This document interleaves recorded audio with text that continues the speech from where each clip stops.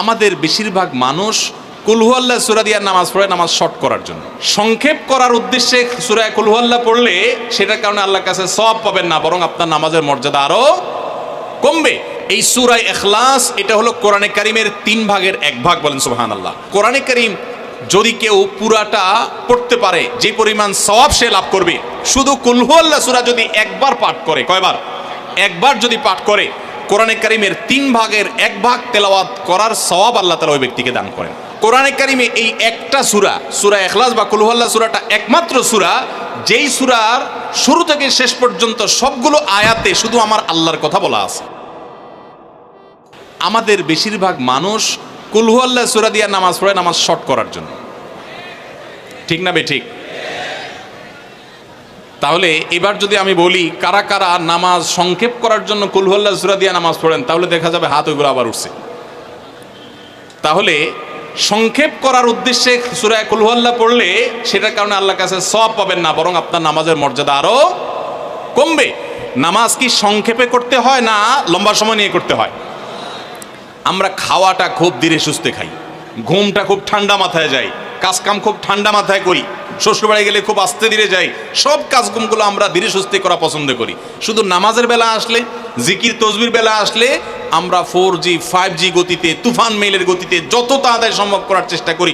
সব জায়গায় গতি ভালো না, মোবাইলের নেট স্পিডের গতি ভালো বুঝলাম, কিন্তু তেলাওয়াত যে যত ধীরে ধীরে করবে, নামাজ যে যত আস্তে আস্তে পড়বে, আপনি মসজিদে লক্ষ্য রাখবেন, আপনার মসজিদে যেই লোকটার নামাজে সবচেয়ে বেশি সময় লাগায়, যেই লোকটার 2 রাকাত নামাজে সবচেয়ে বেশি সময় ব্যয় করে, আপনি নিশ্চিত ধরে নেবেন এই লোকটার নামাজি হিসাবে তত আল্লাহর কাছে প্রিয় এবং শ্রেষ্ঠ।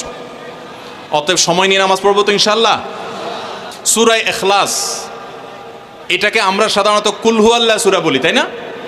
ইখলাস মানেটা কি? আমরা যেহেতু এই সূরাগুলো নামাজের মধ্যে সবচেয়ে বেশি পাঠ করি, ঠিক না বেঠিক? এই সূরাগুলো অর্থাৎ শেষের দিককার সূরাগুলো আমরা যেহেতু বেশি নামাজের মধ্যে পাঠ করি, এই সূরাগুলোর অর্থ যদি আমি জানি, ব্যাখ্যা যদি আমি জানি, তাহলে নামাজের মধ্যে মনোযোগ ধরে রাখা সহজ হবে। কারণ আপনি মুখে কি পড়তেছেন আপনি নিজে অর্থ বুঝেন না, মন্ত্রের মতো পাঠ করতেছেন, যদিও না বুঝে পড়লেও আপনি সওয়াব পাবেন, কিন্তু না বুঝে পড়লে তো আর এই কোরআনে আল্লাহ কি বলেছে এটা জানতে পারবেন না, না জানলে সে অনুযায়ী আপনি আমলও করতে পারবেন না। এজন্য আমাদেরকে বুঝতে হবে। এজন্য সূরা ইখলাস সম্পর্কে আমরা জানি, ইখলাস এই সূরার নাম হলো সূরাতুল ইখলাস বা ইখলাসের সূরা। ইখলাস শব্দের একটা অর্থ হলো পিওর করা, খাঁটি করা। তার মানে আমাদের ইবাদতটা শুধু আল্লাহর জন্য হবে, খাঁটি হবে, এখানে কোনো ভেজাল অন্য কারোর জন্য সেটা হবে না। আমাদের দোয়াগুলো সব শুধু আল্লাহর জন্য হবে, খাঁটি এবং ফ্রেশভাবে আল্লাহর জন্য নিবেদন করবো, সাথে আর কারোর সেখানে শরীক করবো না। এই জন্য এই সূরার নাম ইখলাস, যে এই সূরার মধ্যে আল্লাহর ইবাদত, একত্ববাদ, তাওহীদ এটাকে খাঁটি করবার নির্দেশ দেওয়া হয়েছে, আল্লাহর কোনো শরীক নাই। এই জন্য এটাকে সূরা ইখলাস বলা হয়েছে, খাঁটি করার সূরা, ঈমানকে বিশুদ্ধ করা, তাওহীদকে ঠিক করার সূরা। একইভাবে ইখলাসের আরও বিভিন্ন অর্থ এবং বিভিন্ন ব্যাখ্যা আছে, আমরা শুধু এইটুকু বলি। এরপর আসা যাক সূরা কুল হুয়াল্লাহ, কেন আল্লাহ তাআলা এই সূরাটা নাজিল করলেন? কোরআন কারীমের বিভিন্ন সূরা, বিভিন্ন আয়াত নাজিলের প্রেক্ষাপট আছে যেটাকে শানে নুজুল বলা হয়। কেন এই সূরা আল্লাহ তাআলা আমাদেরকে দিয়েছেন এ সম্পর্কে প্রিয় নবী সাল্লাল্লাহু আলাইহি সাল্লামের এক সাহাবী, তার থেকে একটি হাদিস বর্ণিত আছে। সেই হাদিসের আলোকে আমরা জানি যে মক্কার মুশরিকরা, মক্কার কাফিররা, অবিশ্বাসীরা, তারা প্রিয় নবী সাল্লাল্লাহু আলাইহি সাল্লাম যখন তাওহীদের দাওয়াত দিলেন, আল্লাহর পথে আসার দাওয়াত দিলেন, তারা বলল, মুহাম্মদ আমরা তো সবার বংশ পরিচয় জানি, সেই যুগে মানুষ ওঁটের পর্যন্ত বংশ পরিচয় জানতো, শিখতো। তো নবী সাল্লাল্লাহু আলাইহি সাল্লামকে তারা জিজ্ঞাসা করেছে, মুহাম্মদ তোমার যে আল্লাহর কথা বলো, ঈমান আনার জন্য বলো, তোমার আল্লাহর বংশ পরিচয়টা একটু আমাদেরকে জানাও।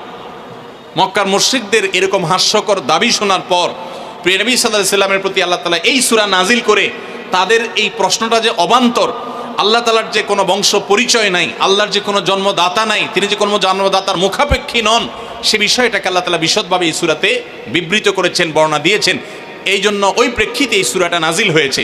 কোনো উলামায়ে কেরাম, কোনো মুফাসসিরগণ অবশ্য ভিন্ন আরও একাধিক কথাও বলেছেন, তবে এটি সবচেয়ে প্রসিদ্ধ এবং বেশিরভাগ মুফাসসিরদের মতে এটি যে সূরা ইখলাস কুল হুয়াল্লাহ সূরা নাজিল হয়েছে মক্কার মুশরিকরা প্রিয় নবী সাল্লাল্লাহু আলাইহি সাল্লামের কাছে আল্লাহর বংশ পরিচয় জানতে চাওয়ার মতো মূর্খতাসুলভ প্রশ্ন করেছে, সেই প্রশ্নের জবাবে এই সূরায় আল্লাহ রাব্বুল আলামিন বিস্তারিত বিবরণ দিয়েছেন। এবার আসুন আমরা এই সূরায় কি বলেছেন আল্লাহ রাব্বুল আলামিন সে বিষয়ে জানবো, এবং সেই সাথে এই সূরাটার বিশেষ ফজিলত আছে, সূরা ইখলাসের আবার স্পেশাল ফজিলত আছে, কি সেটা আমরা জানবো ইনশাআল্লাহ তাআলা। আমরা প্রথমে আসুন সূরার অর্থ আমরা জেনে নেই। কুল হুয়াল্লাহু আহাদ, আমার সাথে সাথে আপনারা বলুন, কুল হুয়াল্লাহু আহাদ, আল্লাহুস সামাদ, লাম ইয়ালিদ ওয়া লাম ইউলাদ ওয়া লাম ইয়াকুল লাহু কুফুয়ান আহাদ। কুল হুয়াল্লাহু আহাদের অর্থ হলো বলুন, কুল মানে বলুন। এই কুলটা বড় কাফের কুল। আমরা অনেকে কয় রসুকার কুল ও কুল বড়ই লিখতে যে কুল লিখি আমরা ওই রকম বলি। এই কাফটা ভেতর থেকে আসবে, কুল কুল কুল বললে তার অর্থ হবে বলো। আর যদি ছোট কাফের কুল অর্থাৎ বাংলা করসুকার কুল ও কুল লিখি যে আমরা ওরকম কুল যদি বলেন আরবিতে তার অর্থ হলো খাও। একটা হলো বলো আর একটা হলো খাও। অর্থের মধ্যে বেশ কম আছে না নাই? অনেক বেশ কম। কোথায় খাওয়া আর কোথায় বলা। এই জন্য এই কফটাকে একটু শুদ্ধ করার চেষ্টা করতে হবে। কুল ভিতর থেকে, কুল কুল হুয়াল্লাহু আহাদ। এর অর্থ কি? কুল মানে বলুন। আল্লাহ তাআলা তার রাসূলকে বলছেন, হে রাসূল, আপনার ভেতরে যে বিশ্বাস আছে তাওহীদের প্রতি, সেই বিশ্বাসকে প্রকাশ করে বলুন, হুয়াল্লাহু, হুয়া মানে তিনি, আল্লাহ মানে তো আল্লাহ। বলুন যে তিনি আল্লাহ, আহাদ মানে একক, অদ্বিতীয়, তার কোনো শরিক নাই, তার কোনো অংশীদার নাই, তিনি একক। বংশ পরিচয়ে তার থাকার প্রশ্নই ওঠে না। যিনি একক, যিনি অদ্বিতীয়, যার কোনো শরিক নাই এবং যার কোনো পার্টনার নাই, যার কোনো ফ্যামিলির সদস্য নাই, যিনি একক, তার বংশ পরিচয় জানতে চাওয়া এটা মূর্খতা এবং অজ্ঞানতা। এই জন্য আল্লাহ রাব্বুল আলামিন জানিয়েছেন, কুল হুয়াল্লাহু আহাদ, বলে দিন তিনি আল্লাহ, যিনি একক। আল্লাহুস সামাদ, আল্লাহ হলেন সমাদ। সমাদ শব্দের অর্থ হলো যে তিনি হলেন সেই মহান সত্তা, সবাই যার কাছে মুখাপেক্ষী, তিনি কারোর কাছে মুখাপেক্ষী নন। সমাদ মানে হলো যিনি অমুখাপেক্ষী, যিনি কারোর মুখাপেক্ষী না। পৃথিবীর সকল সৃষ্টি তার মুখাপেক্ষী, তিনি কারো মুখাপেক্ষী না। যেহেতু তিনি কারো মুখাপেক্ষী না, অতএব তার বাপেরও প্রয়োজন নাই, তার মায়েরও প্রয়োজন নাই, তার সন্তানের প্রয়োজন নাই, বন্ধুর প্রয়োজন নেই, তার কারোর কোনো প্রয়োজন নেই। সবার তাকে প্রয়োজন, কিন্তু তিনি কারোর কাছে মুখাপেক্ষী নন। আল্লাহুস সামাদ, লাম ইয়ালিদ ওয়া লাম ইউলাদ, যেহেতু তিনি কারো মুখাপেক্ষী নন, এই জন্য তিনি কাউকে জন্ম দেননি। ওয়া লাম ইউলাদ, এবং তাকেও কেউ জন্ম দেয়নি। যেহেতু তিনি কোনো কারো মুখাপেক্ষী না, এই জন্য তার বাপমারও প্রয়োজন নাই। আমরা দুনিয়াতে আসার জন্য বাপমার মুখাপেক্ষী, বাপমা ছাড়া আসতে পারি না। যেহেতু আল্লাহ কারো মুখাপেক্ষী নন, এই জন্য তার কোনো জন্মদাতার প্রয়োজন হয়নি। ওয়া লাম ইউলাদ, এবং তিনি কাউকে জন্ম দেননি। কারণ আমাদের সন্তান সন্ততি জন্ম দিতে হয় আমাদের প্রয়োজনে, কারণ আমার বংশধারা ধরে রাখতে হবে, আমার নামটা ধরে রাখতে হবে, আমার সম্পদ রক্ষণাবেক্ষণ করতে হবে, বৃদ্ধকালে আমাকে দেখাশোনা করতে হবে। এইসব কারণে আমাদের সন্তানের প্রয়োজন হয়। আল্লাহ তাআলা যেহেতু মুখাপেক্ষী নন কোনো কিছুর প্রতি, এই জন্য তার কাউকে জন্ম দিয়ে তার বংশটিকে রাখারও প্রয়োজন নাই, আবার তাকে কেউ জন্ম দেওয়ারও প্রয়োজন নাই। ওয়ালাম ইয়াকুল লাহু কুফুয়ান আহাদ, আর তার কোনো সমকক্ষ নাই, তার সমান কেউ নাই, তার সাথে কোনো প্রকার সাদৃশ্য হতে পারে এমন আর কেউ নাই। তিনি অদ্বিতীয়, তিনি একক। এই ছোট ছোট 4টি সূরায় আল্লাহ তাআলার 3টি গুণবাচক নাম আল্লাহ উল্লেখ করেছেন। আল্লাহর মূল নাম যেটা, সেটা উল্লেখ করেছেন আল্লাহ, তার জাতে পাকের নাম। আর এর পাশাপাশি আরো 2টি গুণবাচক নাম উল্লেখ করেছেন। এক হলো আহাদ মানে একক, এটা আল্লাহর গুণবাচক নাম, আর একটা হলো সমাদ, এটাও আল্লাহর গুণবাচক নাম। এই নামগুলো আল্লাহ তাআলা উল্লেখ করেছেন। এই যে সূরাটা, সূরা ইখলাস আমরা জানলাম, এর অর্থ আমরা শুনলাম। এই সূরার ফজিলত কি? 3টা ফজিলত আপনারা শুনেন। 1 নম্বর, নবী করিম সাল্লাল্লাহু আলাইহি সাল্লাম বলেছেন, এই সূরা ইখলাস এটা হলো কোরআনে কারীমের 3 ভাগের 1 ভাগ। বলেন সুবহানাল্লাহ। সূরা ইখলাস বা কুল হুয়াল্লাহ সূরাটা হলো কোরআনে কারীমের কয় ভাগের 1 ভাগ? 3 ভাগের 1 ভাগ। 3 ভাগের 1 ভাগের মানে কি? এই সম্পর্কে কোনো তাফসীরবিদগণ বলেছেন, এর মানে হলো গোটা কোরআনে আল্লাহ তাআলা মৌলিকভাবে 3টা বিষয়ের আলোচনা করেছেন। কয়টা বিষয়? এই পুরা কোরআন জুড়ে আল্লাহ তাআলা আলোচনা করেছেন কয়টা বিষয়ে? 3টা বিষয়। নাম্বার 1 তাওহীদ, একত্ববাদ, ঈমান সম্পর্কে। নাম্বার 2 আখবার, বিভিন্ন জাতি গোষ্ঠীর ইতিহাস আল্লাহ এখানে আলোচনা করেছেন।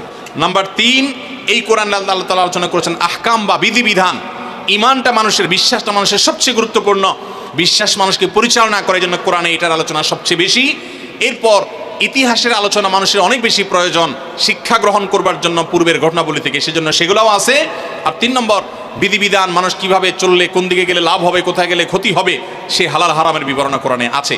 3টা বিষয়ের আলোচনার মধ্যে একটা হলো তাওহীদ বা ঈমান। এই সূরা ইখলাস এমন একটা সূরা কোরআনের, এই একটা সূরাতে পুরা সূরার 4টা আয়াতের সবগুলো আয়াতে শুধু ঈমান সম্পর্কে, শুধু আল্লাহর জাত সম্পর্কে বলা আছে। বলেন সুবহানাল্লাহ। ভাইরা আমার, এই সূরা ইখলাস বা সূরা কুল হুয়াল্লাহ এটা কোরআনে কারীমের 3 ভাগের 1 ভাগ। এটা একটা ব্যাখ্যা। আরেকটা ব্যাখ্যা হলো কোরআনে কারীম যদি কেউ পুরাটা পড়তে পারে যে পরিমাণ সওয়াব সে লাভ করবে, শুধু কুল হুয়াল্লাহ সূরা যদি একবার পাঠ করে, কয়বার? একবার যদি পাঠ করে, কোরআনে কারিমের 3 ভাগের 1 ভাগ তেলাওয়াত করার সওয়াব আল্লাহ তাআলা ওই ব্যক্তিকে দান করেন। তাহলে যদি কেউ 3 বার পাঠ করে, তাহলে এখান থেকে বোঝা যায় যে আল্লাহ তাআলা তাকে পুরা কোরআন একবার তেলাওয়াতের সওয়াব দান করবেন। পুরা কোরআন কষ্ট করে তেলাওয়াত করলে সেটার যে মর্যাদা হবে সেটা অবশ্যই ভিন্নতর। কিন্তু 3 কুল সূরা ইখলাস এটাকে 3 বার পাঠ করলে আল্লাহ রাব্বুল আলামিন কোরআনে কারীমের পূর্ণাঙ্গ কোরআন তেলাওয়াতের সওয়াব পাবেন বলে অনেক উলামা ইকরাম মুহাদ্দিসিন ইকরাম বলেছেন এই হাদিসের আলোকে। এটা হলো এর দ্বিতীয় ফজিলত, প্রথম ফজিলত। দ্বিতীয় ফজিলত হলো আমাদের প্রিয় নবী সাল্লাল্লাহু আলাইহি ওয়াসাল্লামের সময় তিনি এক দলকে একটা অভিযানে পাঠিয়েছেন। তাদের মধ্যে যিনি ইমাম সাহেব ছিলেন, ওই আল্লাহর বান্দা প্রত্যেক নামাজের মধ্যে যে কোনো সূরা পড়তেন, যে কোনো কেরাত পড়তেন, শেষে সূরা ইখলাসটা অবশ্যই পাঠ করে তারপর রুকুতে যাইতেন। এখন সাহাবীদের মধ্যে একটা প্রশ্ন দেখা দিল যে এই লোকটা প্রত্যেক রাকাত নামাজে সূরায়ে ফাতিহা আলহামদু সূরা পাঠ করার পর যেই সূরাই পড়েন, যেই কেরাতই পড়েন, সাথে আবার কুল হুয়াল্লাহটা কেন পড়েন? আমরা তো নবী সাল্লাল্লাহু আলাইহি ওয়াসাল্লাম কিরম করতে দেখি নাই। তখন সাহাবীরা এসে নবী সাল্লাল্লাহু আলাইহি ওয়াসাল্লামকে জিজ্ঞাসা করলেন, ইয়া রাসূলুল্লাহ, আমাদের ইমাম সাহেব যাকে আমাদের সাথে আপনি দিয়েছেন, যিনি আমাদের সাথে আসেন, এই ব্যক্তি প্রত্যেক রাকাতে অন্য যা পড়ুক আর না পড়ুক এই কুল হুয়াল্লাহ সূরাটা উনি পড়ে, এটা উনি ছাড়ে না, এর কারণটা কি? তখন নবী সাল্লাল্লাহু আলাইহি ওয়াসাল্লাম জিজ্ঞাসা করলেন ওই ব্যক্তিকে যে তুমি কেন এই সূরা পাঠ করো? অবশ্যই অবধারিতভাবে সূরা ফাতিহা না প্রত্যেক রাকাতে ফিক্সড, অন্য কোনো সূরা তো ফিক্সড না, তুমি অন্য যাই পড়ো সাথে প্রত্যেক রাকাতে কুল হুয়াল্লাহ দিয়ে শেষ করে তারপর রুকুতে যাও কেন? তখন সে সাহাবী বলেন, ইয়া রাসূলুল্লাহ, আমি কেন পড়ি? কারণ কোরআনে কারিমে এই একটা সূরা, সূরা ইখলাস বা কুল হুয়াল্লাহ সূরাটা একমাত্র সূরা যেই সূরার শুরু থেকে শেষ পর্যন্ত সবগুলো আয়াতে শুধু আমার আল্লাহর কথা বলা আছে।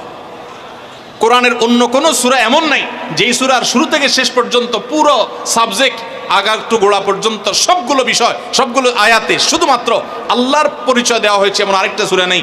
যেহেতু এখানে শুধু আল্লাহর কথাই বলা হয়েছে, এই জন্য এই সূরাকে আমার অনেক বেশি পছন্দ হয়, এই জন্য এই সূরাকে অনেক বেশি আমি ভালোবাসি। আমার আল্লাহর আলোচনা এখানে, অন্যান্য সূরাতে কোথাও ইতিহাস, কোথাও হালাল হারাম, কোথাও বিধিবিধান, কোথাও অন্যান্য আলোচনা আছে, কিন্তু এই সূরায় শুধু আমার আল্লাহর কথা বলা আছে। এই জন্য আল্লাহর মহব্বতে এই সূরাকে আমি অনেক ভালোবাসি, কুল হুয়াল্লাহ সূরাকে।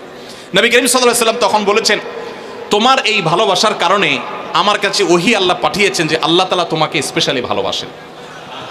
এবং অন্য বর্ণনায় আসছে নবী সাল্লাল্লাহু আলাইহি ওয়াসাল্লাম বলেছেন, হুব্বুকা ইয়্যাহা ইউদখিলুকাল জান্নাহ, তুমি এই সূরাকে যে ভালোবাসো, এই ভালোবাসার কারণে আল্লাহ তাআলা তোমাকে জান্নাতে প্রবেশ করাবেন, সে ওয়াদা করেছে। অতএব ভাইরা আমার, সূরা ইখলাস বা কুল হুয়াল্লাহ সূরাকে স্পেশালি আমরা মহব্বত করব, ঠিক আছে না ইনশাআল্লাহ? এই সাহাবীর পাশাপাশি মদিনায় আরেক সাহাবী, তিনিও ইমামতি করতেন এবং ইমাম হিসাবে দায়িত্ব প্রাপ্ত ছিলেন নবী সাল্লাল্লাহু আলাইহি ওয়াসাল্লাম তরফ থেকে, তিনিও একই কাজ করতেন। তার ব্যাপারে নবী সাল্লাল্লাহু আলাইহি ওয়াসাল্লামের একই রকমের জবাব দেওয়ার কথা আমরা হাদিস থেকে জানতে পারি। সেখান থেকে সূরা ইখলাসের মর্যাদা বোঝা যায়। আমরাও অনেকে সূরা ইখলাস প্রায় রাকাতে পড়ি, আছে না নাই? আপনারা কারা কারা একা একা যখন নামাজ পড়েন, নফল হোক, সুন্নত হোক বা ফরজ হোক, যখন নামাজ পড়েন প্রায় রাকাতে সূরা কুল হুয়াল্লাহ পড়েন? কারা কারা একটু হাত তোলেন তো। আচ্ছা, হাত নামান। খুশি হয়ে হাত তুলছেন, মনে করছেন প্রশংসা পাবেন। প্রশংসা না, বরং একটা বদনাম পাওয়ার ভয় আছে। হাতটা তোলাইছি আমি, আপনারা মনে করছেন সবসময় হাত তুললেই শুধু জিতা যায়। দেখেন, যারা সূরা ইখলাসকে মহব্বত করে, এই যে ঘটনা আমরা শোনালাম নবী সাল্লাল্লাহু আলাইহি ওয়াসাল্লাম, এটা জেনে যে আমার আল্লাহর আলোচনা আছে এই সূরায়, অন্য কোনো আলোচনা নাই, আল্লাহর পরিচয় উল্লেখ করা আছে, আল্লাহর বৈশিষ্ট্য এবং ক্ষমতার উল্লেখ আছে, সেই মহব্বতে যদি কেউ সূরা ইখলাসকে মহব্বতের সাথে ধীরে ধীরে পড়ে, তাহলে তো তিনি অবশ্যই আল্লাহর কাছে বিশেষ মর্যাদা পাবেন। ওই সাহাবীর মতো আল্লাহর ভালোবাসা পাওয়ার সম্ভাবনা জোরালো। তবে আমাদের বেশিরভাগ মানুষ কুল হুয়াল্লাহ সূরা দিয়ে নামাজ পড়ে নামাজ শর্ট করার জন্য, ঠিক না বে ঠিক? তাহলে এবার যদি আমি বলি কারা কারা নামাজ সংক্ষেপ করার জন্য কুল হুয়াল্লাহ সূরা দিয়ে নামাজ পড়েন, তাহলে দেখা যাবে হাত ওইগুলো আবার উঠছে। তাহলে সংক্ষেপ করার উদ্দেশ্যে সূরা কুল হুয়াল্লাহ পড়লে সেটার কারণে আল্লাহর কাছে সওয়াব পাবেন না, বরং আপনার নামাজের মর্যাদা আরো কমবে। নামাজ কি সংক্ষেপে করতে হয় না লম্বা সময় নিয়ে করতে হয়? আমরা খাওয়াটা খুব ধীরে সুস্থে খাই, ঘুমটা খুব ঠান্ডা মাথায় যাই, কাজকাম খুব ঠান্ডা মাথায় করি, শ্বশুরবাড়ি গেলে খুব আস্তে ধীরে যাই, সব কাজগুলো আমরা ধীরে সুস্থে করা পছন্দ করি। শুধু নামাজের বেলা আসলে, জিকির তসবির বেলা আসলে আমরা 4G 5G গতিতে, তুফান মেইলের গতিতে যত তাড়াতাড়ি সম্ভব করার চেষ্টা করি। সব জায়গায় গতি ভালো না, মোবাইলের নেট স্পিডের গতি ভালো বুঝলাম, কিন্তু তেলাওয়াত যে যত ধীরে ধীরে করবে, নামাজ যে যত আস্তে আস্তে পড়বে। আপনি মসজিদে লক্ষ্য রাখবেন, আপনার মসজিদে যেই লোকটার নামাজের সবচেয়ে বেশি সময় লাগায়, যেই লোকটার 2 রাকাত নামাজে সবচেয়ে বেশি সময় ব্যয় করে, আপনি নিশ্চিত ধরে নেবেন এই লোকটার নামাজি হিসাবে তত আল্লাহর কাছে প্রিয় এবং শ্রেষ্ঠ। অতএব সময় নিয়ে নামাজ পড়বো তো ইনশাআল্লাহ। আমাদের অনেকেরই তাড়াহুড়া করে নামাজ পড়ার স্বভাব আছে ভাইরা, ভালো না এটা। যাই হোক, তো সূরা ইখলাস আমরা এটাকে সংক্ষেপ করার জন্য পড়বো না, মহব্বত করার জন্য পড়বো আজ থেকে, ঠিক আছে তো ইনশাআল্লাহ। কুল হুয়াল্লাহ সূরার আরেকটি ফজিলত বলে আমি শেষ করতে চাই, সেটি হলো যে নবী করিম সাল্লাল্লাহু আলাইহি সাল্লামের একটা হাদিস আছে যে কেউ যদি 10 বার সূরা ইখলাস বা কুল হুয়াল্লাহ সূরা পাঠ করে, কয়বার? 10 বার, রাতে দিনে যে কোনো সময় 10 বার যদি কেউ কুল হুয়াল্লাহ সূরা পাঠ করে, আল্লাহ নবী সাল্লাল্লাহু আলাইহি সাল্লামের হাদিসে ওয়াদা রয়েছে আল্লাহ তাআলা ওই ব্যক্তির জন্য জান্নাতে একটা বিশাল প্রাসাদ নির্মাণ করবেন। দুনিয়ার কোনো প্রাসাদ না ভাই, পামজমারার প্রাসাদ না ভাই, এটা কোনো দুবাই বা পৃথিবীর কোনো গুরুত্বপূর্ণ জায়গার লোভনীয় কোনো আকর্ষণীয় কোনো জায়গার প্রাসাদ না ভাই, জান্নাতের প্রাসাদ। দুনিয়ার প্রাসাদ রেখে চলে যেতে হবে, জান্নাতের প্রাসাদ যে একবার পেয়ে যাবে অনন্ত অসীমকাল পর্যন্ত আর তার সেখান থেকে বের হতে হবে না, তার থেকে ছুটবে না। আল্লাহ আমাদের সবাইকে ফজিলত অর্জন করার তৌফিক দান করুন, আমিন। তাহলে সূরা ইখলাস 10 বার মাঝে মধ্যে পড়তে যদি আমরা চেষ্টা করি, পুরা সূরাটা একবার পড়তে 1 মিনিট সময় কিন্তু লাগে না। কুল হুয়াল্লাহু আহাদ আল্লাহুস সামাদ লাম ইয়ালিদ ওয়া লাম ইউলাদ ওয়া লাম ইয়াকুল লাহু কুফুয়ান আহাদ। কয় সেকেন্ড সময় লাগছে? 20 সেকেন্ড, 25 সেকেন্ড। আপনি চাইলে 1 মিনিটে 3 বার কুল হুয়াল্লাহ সূরা পড়তে পারেন, তার মানে 1 মিনিটে পুরো কোরআন খতম দেওয়ার সওয়াব আপনি লাভ করতে পারেন। তাহলে অবসর সময়গুলোতে আমরা, মুখস্থ তো সবারই আছে, পড়ার চেষ্টা করবো না ইনশাআল্লাহ। আল্লাহ আমাদের সবাইকে তৌফিক দান করুন। এবং পড়ার পাশাপাশি এই সূরাতে আল্লাহর একত্ববাদের কথা বলা আছে, মূল বিষয়টা সেটা, শুধু সওয়াব আহরণ করাই উদ্দেশ্য না, বরং এখান থেকে আল্লাহর একত্ববাদের শিক্ষা নিতে হবে। আল্লাহ একক, কুল হুয়াল্লাহু আহাদ, হে রাসূল বলে দিন তিনি আল্লাহ, তিনি একক, তার কোনো অংশীদার নাই, তার কোনো পার্টনার নাই, তিনি কারোর প্রয়োজন তার হয় না। আল্লাহুস সামাদ, তিনি কারোর মুখাপেক্ষী না, বরং সবাই তার মুখাপেক্ষী। লাম ইয়ালিদ ওয়া লাম ইউলাদ, তাকে কেউ তিনি কাউকে জন্ম দেননি আর তাকেও কেউ জন্ম দেয়নি। ওয়া লাম ইয়াকুল লাহু কুফুয়ান আহাদ, তার কোনো সমকক্ষ নাই। ভাইরা আমার, আমাদের সমাজে এক শ্রেণীর নাস্তিক আছে, বরং সকল নাস্তিক ইসলাম এবং মুসলমানদের প্রতি বিদ্বেষ লালন করে, তাদের বড় অংশ। এই নাস্তিকদের একটা কমন প্রশ্ন হলো, তারা বলে আল্লাহ যদি আমাদের সবার সৃষ্টিকর্তা হয় তো আল্লাহর সৃষ্টিকর্তা কে? নাউজুবিল্লাহ। এরকম একটা প্রশ্ন নাস্তিকরা করে। নবী সাল্লাল্লাহু আলাইহি সাল্লামকে কোন কোন মুফাসসিরদের মতে এই প্রশ্নটাই করেছিল ইহুদিরা। কারা প্রশ্ন করেছিল? ইহুদিরা। সেই জবাবে আল্লাহ তাআলা এই আয়াত নাজিল করেছেন এবং জানিয়েছেন যে আল্লাহ তিনি কারোর জন্ম দেওয়ার মুখাপেক্ষী নন, তাকে কেউ জন্ম দেয়নি, তিনি কারোর মুখাপেক্ষী নন। এখন প্রশ্ন হতে পারে, আচ্ছা আল্লাহ তাআলা তিনি আমাদের সৃষ্টি করলেন বুঝলাম, তাহলে আল্লাহকে কে সৃষ্টি করলো, যেটা নাস্তিকরা করেছে? এই প্রশ্নটা একটা অমূলক প্রশ্ন এবং ভুল প্রশ্ন। এই প্রশ্নটা একটা ভুল প্রশ্ন। কিভাবে ভুল প্রশ্ন? আল্লাহ তাআলা কি সৃষ্টি না স্রষ্টা? সবাই উত্তর দেন। আল্লাহ কি সৃষ্টি নাকি সৃষ্টিকর্তা? আল্লাহ যদি সৃষ্টিকর্তা হন, স্রষ্টা হন, তাহলে তার আবার যদি সৃষ্টিকর্তা খোঁজেন, সৃষ্টিকর্তার জন্য যদি আবার সৃষ্টিকর্তা খোঁজেন, তাহলে তিনি তো আর সৃষ্টিকর্তা হলেন না, তাহলে তিনি সৃষ্টি হয়ে গেলেন। কথা বুঝেন নাই? যার স্রষ্টা থাকে তাকে সৃষ্টি বলে। আমার একজন স্রষ্টা, এক সত্তা আছে, স্রষ্টা, যিনি আমাকে সৃষ্টি করেছেন, আপনাকে সৃষ্টি করেছেন, তাহলে আমরা হলাম সৃষ্টি। যাকে কেউ সৃষ্টি করে তিনি হলেন সৃষ্টি। আমাদের আল্লাহর যদি আরেকজন স্রষ্টা আপনি খোঁজেন, তার মানে আপনি আল্লাহকে সৃষ্টি মনে করতেছেন। আসলে আল্লাহ তো সৃষ্টি না, তিনি হলেন কে? স্রষ্টা। স্রষ্টার আর কোনো সৃষ্টিকর্তার প্রয়োজন। যদি বলেন যে আল্লাহরও আবার সৃষ্টিকর্তা লাগবে, তখন তো প্রশ্ন আসবে সেই সৃষ্টিকর্তার আবার সৃষ্টিকর্তাকে। এইভাবে তো অনন্ত অসীমকাল পর্যন্ত যেতে থাকবে, এটা তো হতে পারে না। এই জন্য পৃথিবীর সব কিছু, সৃষ্টি জগতের সব কিছু কোনো কারণ ছাড়া হয় না। এক মহান সত্তা আল্লাহ রাব্বুল আলামিন, তিনি এমন এক সত্তা যে তিনি নিজে সব কিছু সৃষ্টিকর্তা, তাকে কেউ সৃষ্টি করেন নাই। তার আগে চিন্তা করে যদি আপনি হয়রান হন তো আল্লাহর কাছে পানা চাইবেন, বরং এই চিন্তা না করে আপনি আল্লাহর প্রতি ঈমান আনবেন, শয়তান থেকে পানা চাইবেন। এই যে 3 কুল, এই 3 কুলের আমল এত গুরুত্বপূর্ণ যে আপনাকে শয়তান যখন মনের ভিতর আল্লাহর অস্তিত্ব নিয়ে বাজে চিন্তা করায়, আমাদের কাছে যেসব প্রশ্ন আসে আজকাল, শত শত প্রশ্ন আসে যে হুজুর হঠাৎ করে মনের মধ্যে আল্লাহ সম্পর্কে বাজে চিন্তা আসে, খারাপ চিন্তা আসে, খারাপ কথা মনের মধ্যে আসে, এটা শয়তান করা। এটা যখন মনের মধ্যে আসবে সাথে সাথে আউযু বিল্লাহি মিনাশ শাইতানির রাজিম পড়বেন, এই সূরা ইখলাস ফালাক নাস পড়বেন এবং বাম দিকে প্রতীকী থুতু শুয়ের আগায় যে পরিমাণ থাকে এরকম থুতু বাম দিকে যদি নিক্ষেপ করেন এবং আউযু বিল্লাহ পাঠ করেন, আল্লাহ তাআলা শয়তান থেকে পানাহ দান করবেন। এবং মনে রাখবেন, মুসলমানের মনের ভিতরে আল্লাহ সম্পর্কে বাজে চিন্তা আসলে বুঝতে হবে যে ইবলিস হাজির হয়ে গেছে। কে হাজির হয়েছে? ইবলিস আমার মনের ভিতরে কুচিন্তা ঢুকাচ্ছে। এটা মনে হওয়ার সাথে সাথে আমি আরো জোরসে বলবো, কুল হুয়াল্লাহু আহাদ আল্লাহুস সামাদ লাম ইয়ালিদ ওয়া লাম ইউলাদ ওয়া লাম ইয়াকুল লাহু কুফুয়ান আহাদ। আল্লাহ আমাদের সবার ঈমানকে হেফাজত করার তৌফিক দান করুন। ভাইরা আমার, তারে আমরা সূরা ইখলাস সম্পর্কে জানলাম, এই সূরার ফজিলত এবং মর্যাদা সম্পর্কে জানলাম, কখন পাঠ করতে হয় সেটাও জানলাম, এর অর্থ জানলাম। বেশি বেশি করে অর্থ বুঝে বুঝে প্রত্যেকটা আয়াতের অর্থ মনে করে করে নামাজে পড়বেন, সকাল সন্ধ্যা পড়বেন। কুল, হে রাসূল বলুন, হুয়াল্লাহু, তিনি আল্লাহ আহাদ, একক, আল্লাহুস সামাদ, তিনি কারো মুখাপেক্ষী না, সবাই তার মুখাপেক্ষী, তার কোনো স্রষ্টার প্রয়োজন নাই, সবার স্রষ্টা তিনি। লাম ইয়ালিদ ওয়া লাম ইউলাদ, তিনি কাউকে জন্ম দেননি আর তাকেও কেউ জন্ম দেয় নাই। ওয়ালাম ইয়াকুল লাহু কুফুয়ান আহাদ, কুফু মানে সমান, তার সমান আর কেউ নাই, তার সামঞ্জস্য, তার সমতুল্য আর কেউ হতে পারে না। তিনি একক এবং অদ্বিতীয়। আল্লাহ তাআলা আমাদেরকে তার জাতের প্রতি, তাওহীদের প্রতি ঈমানকে সঠিকভাবে অবিচলভাবে রাখার তৌফিক দান করুন। আল্লাহ একক কোন দিক থেকে? ইবাদতের উপযুক্ততার ক্ষেত্রে আল্লাহ একক। ইবাদত আর কেউ পাওয়ার উপযুক্ত নাই। সমস্ত ইবাদত, সকল দোয়া, সকল প্রার্থনা শুধু কার কাছে হবে? অতএব কোনো বিপদে পড়লে কোনো মাজারে গিয়ে, কোনো মৃত মানুষের কাছে, কোনো মুর্দা পীরের কাছে, কোনো অদৃশ্য শক্তির কাছে সাহায্য চাইলে সেটা শিরক হবে, ঈমান নষ্ট হবে। সাহায্য চাইতে হবে সাথে সাথে কার কাছে? আল্লাহর কাছে। ভাইরা আমার, আমাদের অনেক মুসলমান ভাই আছে আল্লাহর কাছে সাহায্য চাইতে জানে না, আল্লাহর কাছে সাহায্য চাইতে জানে না, তারা বিভিন্ন মাজারে চলে যায়, শিরক করে ঈমানকে নষ্ট করে ফেলে। মনে রাখবেন, আমাদের সাধারণ মানুষের অনেকের মধ্যে একটা রোগ আছে, মনে করে যে আমার গুনাহগারের কথা কি আর আল্লাহ শুনবেন? এই মানসিকতা আমাদের অনেক মধ্যে আছে না নাই? অনেকে দেখবেন নিজে দোয়া করে না, হুজুরের কাছে শুধু দোয়া চায়। হুজুরের কাছে দোয়া চাওয়াটা গুনাহের কথা না, এটা জায়েজ, চাওয়া যায়, কিন্তু নিজে না করে সারাদিন শুধুমাত্র হুজুরের কাছে দোয়া চাওয়াটা ভুল। আপনি নিজে আল্লাহর কাছে দোয়া করা শিখবেন। আল্লাহ বলেছেন যে উদউনি আস্তাজিব লাকুম, তোমরা আমার কাছে দোয়া করো। আল্লাহ বলেছেন আমি তোমাদের দোয়া কবুল করবো, আল্লাহ ওয়াদা করেছেন।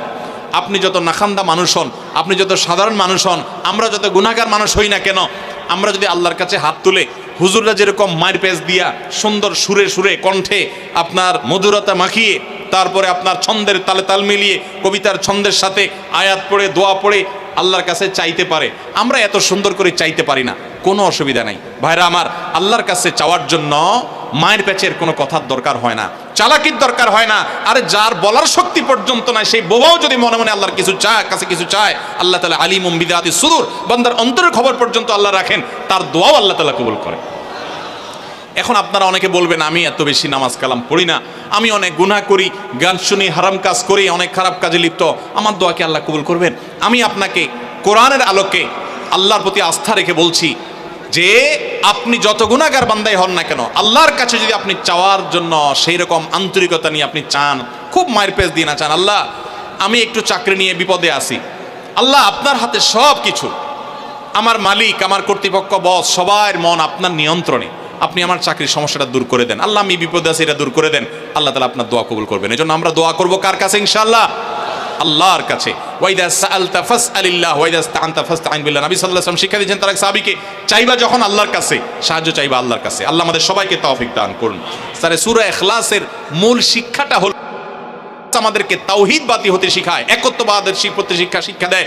ইহুদিরা তারা উযাইর আলাইহিস সালামকে আল্লাহর পুত্র বলে, নাউজুবিল্লাহ। খ্রিস্টানরা ঈসা আলাইহিস সালামকে আল্লাহর পুত্র বলে, নাউজুবিল্লাহ। মারিয়ামকে আল্লাহর স্ত্রী বলে, নাউজুবিল্লাহ। মক্কার মুশরিকরা ফেরেশতাদেরকে আল্লাহর কন্যা বলে, নাউজুবিল্লাহ। এই সব কিছু থেকে পবিত্র মুসলমানেরা তারা কোনো প্রকার সীমা লঙ্ঘন করে না, তাদের নবীকে অন্য কাউকে আল্লাহর সন্তান সাব্যস্ত করে না। কোরআনের এই সূরায় আল্লাহ তাআলা সেটাই বলেছে। অতএব আল্লাহ সম্পর্কে সেই সঠিক ধারণাটা আমরা গ্রহণ করব, এটা হলো এই সূরা শিক্ষা।